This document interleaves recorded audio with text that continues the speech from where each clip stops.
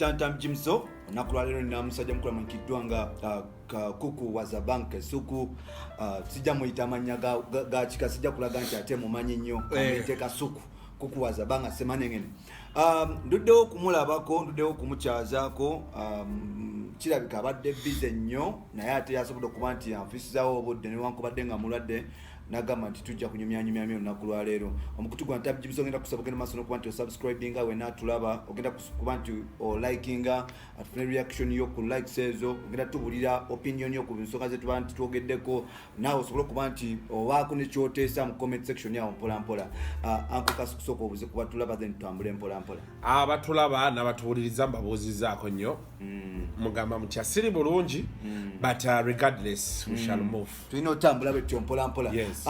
Uncle Kasuku. Yes sebo. Ebintu wabitwala nnyo personal nga sakulaba muziki wake zutandikira mpolampola.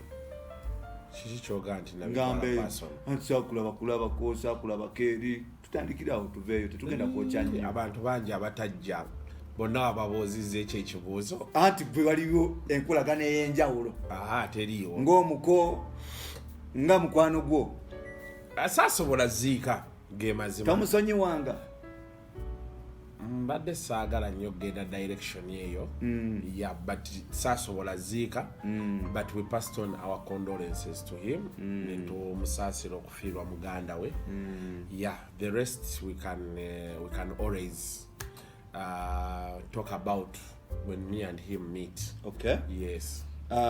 Tuveewo mpolampola tulaba musajja mukulu ategese Ekivulu ennaku z'omwezi 12 abadde n'obuzibu amaanyi akafiirwa muganda we sister we afiiriddwa muwala waabwe ebizibu bigenda maaso n'okuba nti beeyongera ate tulaba nti sister we yafiiriddwa muwala we yes command I think nate weekend yes ng'abamaze oziika tiyalwa nti yakoze ki yafudde bufi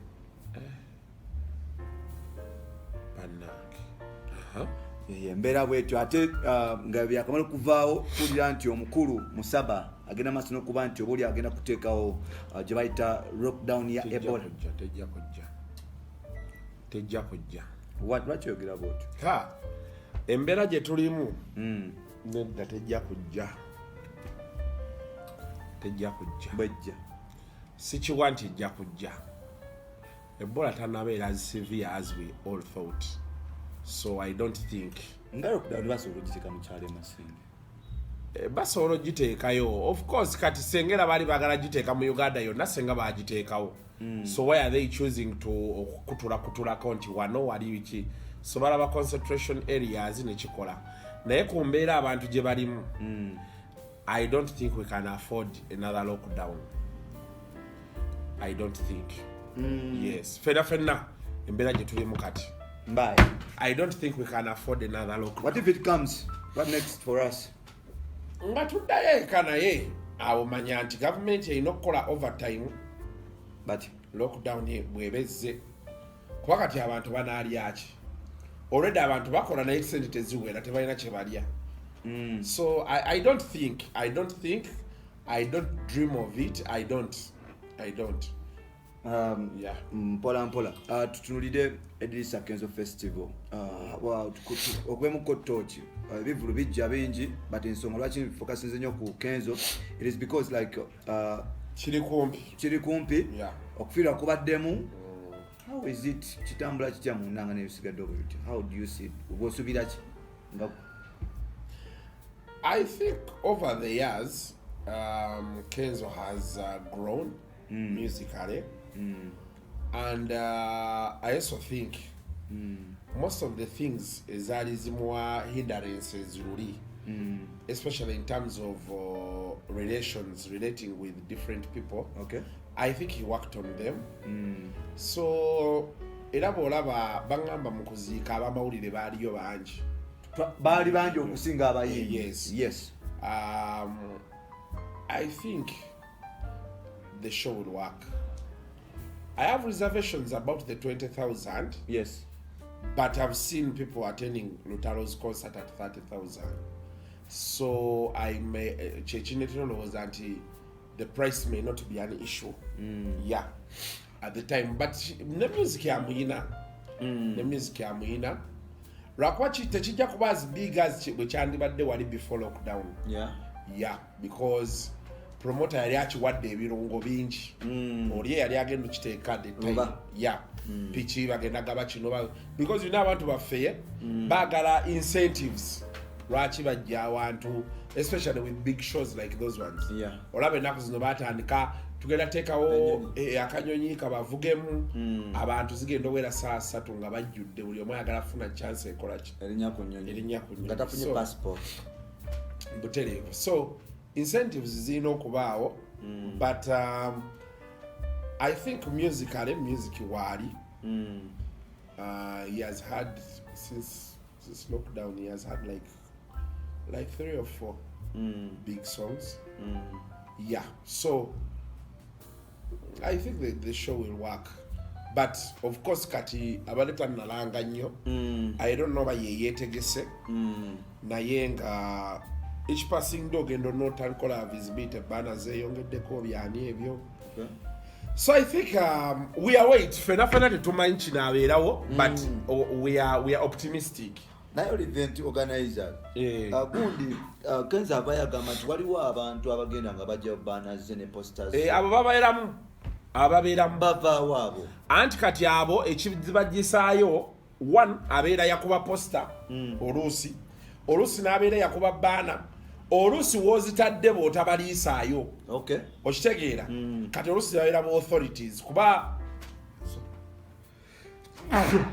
so tubadde tukyagenda maaso ne Uncle Kasuku tugezaako okuba tutola ensonga nga bezina okuba nti zitambula. Tuli ku musajja mukulu amanyikiddwa nga Eddy Kenzo Musouza era nga tutunulira ekivulu kye omusajja ava complaininga nti obaoliawo posters bagenda maaso n'okuba nti bazijja kukata ne baana. Tugezaako okuba nti tumenyamenya ensonga zino. Uncle Kasuku munaamusaasi ali on and off because alina ssenyiga naye yasaze okuba nti ajja wano asobole okuba nti obaoliawo tunyumyanyumya musajja mutadde kugundi kukikalira. So ako bado kyagamba nti posters ne banners olumu zivaayo olw'okuba so zivaayo lwa nsonga nnyingi. Oluusi zivaayo nga osobola osasula KCCA kate bw'otasasula bano bagenda bano abamonitoringa nabo basobola ozijjayo because the perception most times is oli balaba kati nga Eddy Kenzo Festival asuubira nti ssente weeziri n'atamanya nti kati ate noono ateekateekamu bw'ayina asobola okufuna. Okitegeera so kati abo babeerawo waliwo bano abeera ku venue nti banners ezisinga zibeera ku stage ya boda wa olina okuwaayo awo olina omuwaayo $2,200 yes naye kati bano abaana abasingayo babawa okuteekayo banners ezo yasiba busibi n'atambula n'avaayo kati ekiro bwe bajja nga oli ayagala matiri eyo n'atwala ayimu babyebakako ebirala babikozesa okublocking okukola ngoba ekikomero ba ka fence bwe batyo okitegeera. Of course waliyo ne ba haters abasobola okubaawo nga yeetayagala kintu kitambule naye abo babeera batini nti competition mu industry betu wetusuusiza ate kati competition eyo teriiwo ssaawa eno kuba kati ssaawa eno entalo mu industry ntini nnyo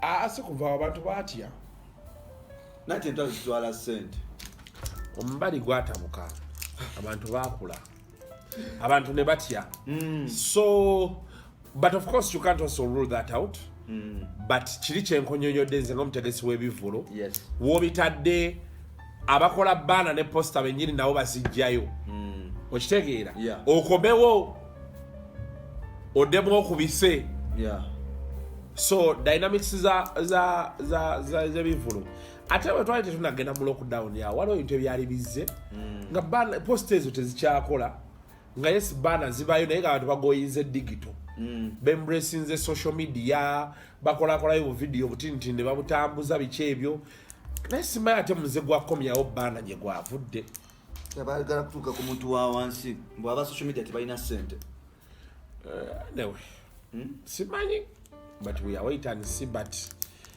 yeah awo nyine nga twogera ku bintu